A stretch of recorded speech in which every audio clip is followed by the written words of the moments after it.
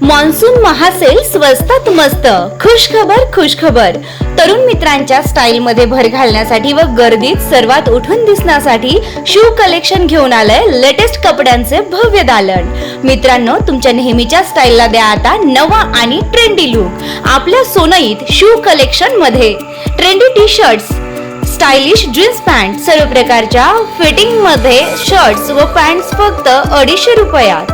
Casual आणि formal शर्ट्सचे उत्कृष्ट collection, आकर्षक ऑफर्स केवळ जुलै व ऑगस्ट या महिन्यासाठी. आजच भेट द्या shoe collection, Rahuri Shani Shingnapur road, Kirti hotel शेजारी, सोनई, तालुका नेवासा.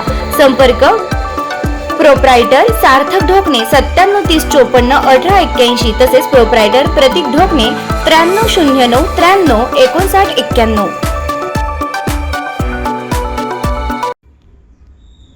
कृत्रिम दूध रॅकेटचे धागेदोरे अहिल्यानगरपर्यंत. राहुरी तालुक्यातील तिघांसह वाळकीच्या एकावर गुन्हा. अन्न व औषध प्रशासनाने देशातील सर्वात मोठी कारवाई शनिवारी केली.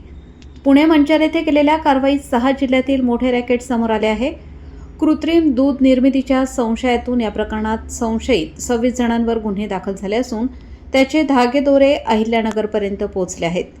काही माध्यमातून समजलेल्या माहितीनुसार यामध्ये राहुरीतील 3 तर वाळकीचा 1 अशा 4 जणांवर गुन्हे दाखल आहेत. यामध्ये टाकळीमिया, मोरवाडी येथील घोरपडे, सोनगाव, सातरळ येथील कडू, राहुरी तालुक्यातील कारंडे नामक व्यक्ती, नगर तालुक्यातील वाळकी येथील गिरवले यांचा समावेश असल्याचे समजते. शनिवारी दुपारी मंचरच्या नौकार डिस्ट्रीब्युटर यावर छापा टाकण्यात आला. सुशांत हिंगे यांच्या गोदामामध्ये आणि गाडीमध्ये दूध भेसळीसाठी वापरल्या जाणाऱ्या वेगवेगळ्या पावडर व काही रसायने आढळून आली. हिंगे यांनी आपण वेगवेगळ्या पावडर आणि व्हेजिटेबल ऑइल, डिटर्जंट, रासायनिक द्रव्ये यांचा फॉर्म्युला तयार करून तो दूध संकलन केंद्र व इतर लोकांना पोहोचवत असतो अशी कबुली दिली. नंबर 1 आरोपी हेमंत टेके अकलूज हा पावडर पुरवठादार आहे. भिवंडीचा संजोग यादव हा केमिकल पुरवठादार होता. अनेक जिल्ह्यात ही साखळी कार्यरत होती. मंचरच्या आरोपीने आपण विविध जिल्ह्यातील दूध संकलन केंद्रालाही साहित्य पुरवत असल्याची माहिती दिली आहे.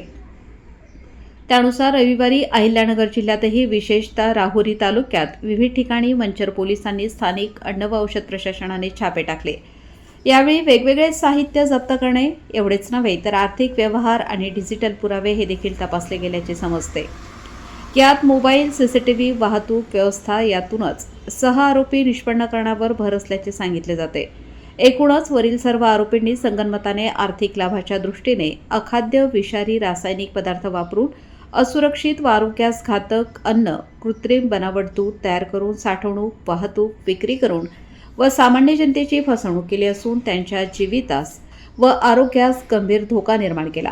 स्वाती म्हस्के या पुणे विभागाच्या अन्न व औषध प्रशासन अधिकारी आहेत. त्यांनी फिर्यादी आहेत. त्यानुसार संशयित 26 जणांवर गुन्हा दाखल करण्यात आल्याची माहिती समजली आहे.